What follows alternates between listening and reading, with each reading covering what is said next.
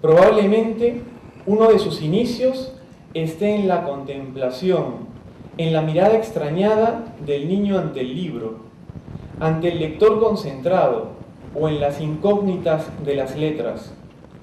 Pero hay otro inicio más importante, una especie de prehistoria de la lectura. Esta se produciría en una primera vigilia de los sentidos, tomando prestado el título del poemario de Jorge Vise, cuando empezamos a explorar el mundo, a leer sin saber leer. Luego vendrá el aprendizaje del abecedario, los primeros textos, los cuentos, las narraciones, la imaginación puesta al servicio del texto y mucho más todavía. De esto se infiere que hay una escuela implícita de la lectura en Oriente y Occidente. Es una especie de hilo invisible que recorre la historia, una academia que no tiene ningún espacio físico y que sin embargo ha ido proponiendo y disponiendo formas de fijación y de lectura, desde los instrumentos de escritura hasta las formas de escucha y atención. Como en toda academia, hay niveles de maestría, y en esta, los que mejor leen han sido no solo los que mejor comprenden, sino los capaces de llegar hasta la apropiación que menciona Jorge en su título, aunque él nunca diría que ha llegado a un nivel avanzado de nada. Para poder apropiarse de un texto adecuadamente, se necesita mucho más que inteligencia. Se necesita sensibilidad, bagaje cultural y también se hace necesaria alguna virtud escombrada, como la capacidad de asombro o la curiositas. Por eso, la figura que tanto valorara Aristóteles, la metáfora, es una de las claves de la apropiación. Todo esto lo ha hecho Jorge mediante este libro, casi sin darse cuenta, casi sin querer hacerlo, como se hacen las cosas que nos gustan, como normalmente sucede con esas ocupaciones que no nos quitan el tiempo porque perdemos la conciencia de él. Fluimos, tan solo fluimos. Y usando esta imagen del profesor Mihaly Csikszentmihalyi, podemos suponer que Jorge se ha sumergido en esas lecturas que le han interesado y ha buceado en ellas. Pero esa dinámica de intensidad de la conciencia, del fluir, le ha permitido, a mi parecer, elevarse sobre los mismos y sobrevolarlos, realizando diversos giros y vuelos que le han permitido conquistarlos para sí. En esa misma línea de reflexión, la lectura es un proceso que, conducido a sus niveles más intensos, nos permite casi evadirnos de las dimensiones y los límites del espacio y del tiempo. Aquí algo se nos escapa otra vez, y es que, como he mencionado, no sé cazar mariposas.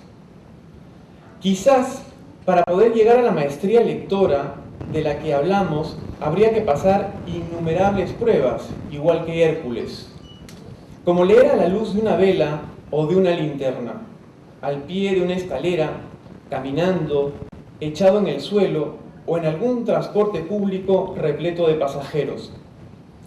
Pero todo esto no son más que consecuencias de una búsqueda. En el fondo, el gran lector lo que busca es un gran autor.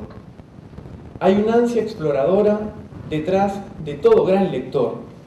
Por eso, en algunas ocasiones, los lectores son algo excéntricos, como Cervantes, que decía: estando yo un día en el Alcaná de Toledo, llegó un muchacho a vender unos cartapacios y papeles viejos a un sedero, y como yo soy aficionado a leer, aunque sean los papeles rotos de las calles, llevado de esta mi natural inclinación, tomé un cartapacio. Fin de la cita.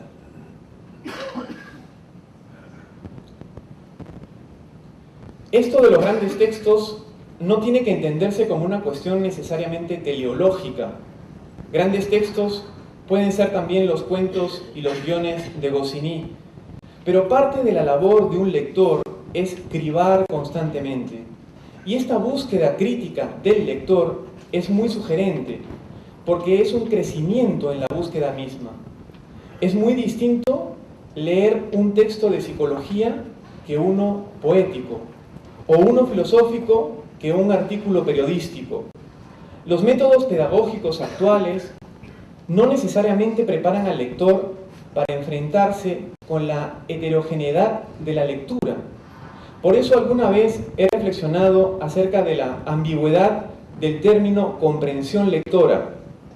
Este libro que presentamos hoy es una muestra de algunos de esos niveles de lectura, porque en la búsqueda Jorge ha sido capaz de detenerse y cambiar vez tras vez su registro lector, tejiendo una red, recogiendo haces, recolectando en campos disímiles, cual si fuera un lector nómada buscando la comunión, parafraseando a George Steiner, uno de los reconocidos humanistas leídos por el autor. En esa búsqueda del gran autor nos vamos entrenando, fortaleciendo y afinando. En suma, nos vamos haciendo lectores más sagaces. En el caso de Jorge, ha ido recolectando lecturas y sobre estas lecturas ha seguido leyendo, construyendo un edificio cuyos cimientos están constituidos por esa recolección profusa y delicada. Esta búsqueda no tiene que estar constreñida a las obligaciones. Es más, en el caso de los grandes lectores, la lectura tiene el hálito de la libertad. El autor lo señala bien en sus palabras preliminares.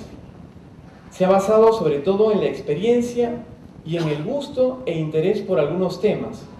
Jorge ha preferido la espontaneidad a la programación. Haciendo una paráfrasis del texto comentado de Julián Marías, dice Marías que uno de los grandes espejismos de la vida moderna ha sido pensar que hay una naturaleza humana cuando en realidad la vida es proyectiva, imaginativa, inventiva, argumental. Y por eso el mismo Jorge escribe, cito, «Podría pensarse que esta preferencia por la espontaneidad excluya la educación o lo relegue a lo secundario. No es así, más bien la exige. Hay que educar la espontaneidad. Esta se nutre de experiencias, imaginaciones, ensayos, exploraciones de lo desconocido. Ahora bien, la espontaneidad ineducada es pobre y lo que es más, poco libre, limitada por la herencia, no solo biológica, sino sobre todo social». Fin de la cita. El contacto libre con el texto es una experiencia que nunca podrá ser sustituida por otras posibilidades.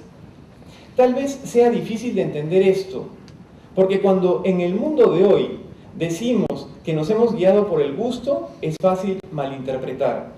Pero cuando Jorge dice que se ha dejado guiar por su gusto, hay que entender que nos encontramos ante un gusto cuidadosamente cultivado y que en muchos casos presenta un tipo de disciplina enorme. Apropiaciones está dividido en tres partes. No he hablado con Jorge al respecto, y al principio pensé que un símil podría ser una sonata clásica en 3 movimientos, aunque luego me di cuenta de que dicha figura no calzaba totalmente con el texto.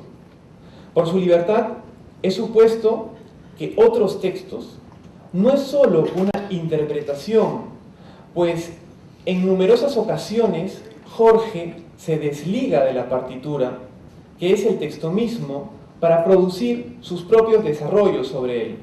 Por eso he pensado que otros textos está quizás más cerca del jazz que de la música clásica.